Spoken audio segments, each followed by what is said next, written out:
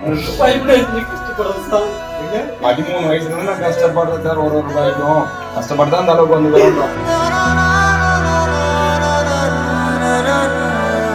பொருள் வந்துடும். மாமன் சொல்ற மாதிரி நீ உன் உயிர் இருக்குது இவ்வளவு இன்னும் எத்தனையோ கோடி சமாளிக்கலாம்.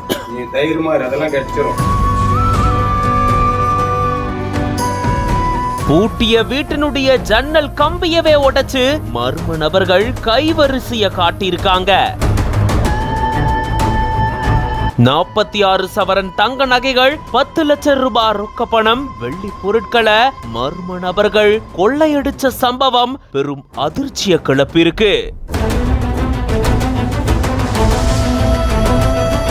கதறி அழுத உரிமையாளருக்கு போலீசார் ஆறுதல் தெரிவிச்சிருக்காங்க.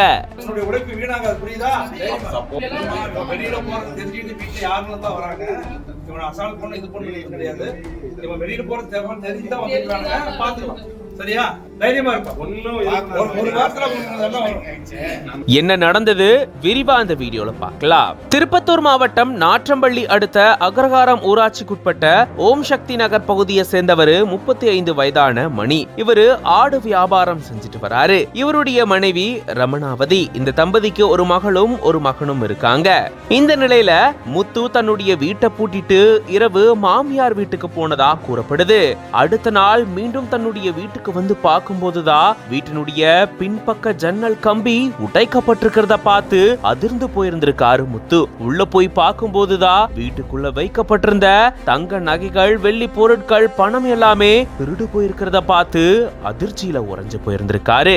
வீட்டுல வைக்கப்பட்டிருந்த 46 சவரன் தங்க நகைகள், 10 லட்சம் ரூபாய் ரொக்க பணம் மற்றும் வெள்ளி பொருட்களை மர்ம நபர்கள் கொள்ளையடிச்சிட்டு போனதா கூறப்படுது. நாற்றம்பள்ளி போலீசாருக்கு உடனடியா தகவல் தெரிவிக்கப்பட்டதை தொடர்ந்து சம்பவ இடத்திற்கு வந்த ADSP கோவிந்தராஜு மற்றும் நாற்றம்பள்ளி காவல்துறையினர் விசாரணை மேற்கொண்டிருந்திருக்காங்க. மேலும் ஒரு வாரத்துக்குள்ள கொள்ளையடிக்கப்பட்ட நகைகள், பொருட்கள் எல்லாமே மீட்டு தரோம், கவலைப்படாம இருங்க அப்படின்னு அழுது புலம்புன வீட்டு உரிமையாளருக்கு போலீசார் ஆறுதல் சொல்லியிருக்காங்க.